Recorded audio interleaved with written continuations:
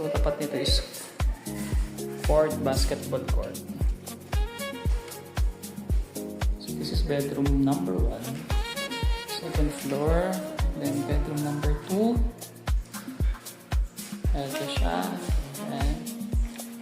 So basic deliverables. Ito yung likod. Pwede pang magpa-extend dyan para mas malaki yung bedroom. Ito naman yung hagdanan pababa.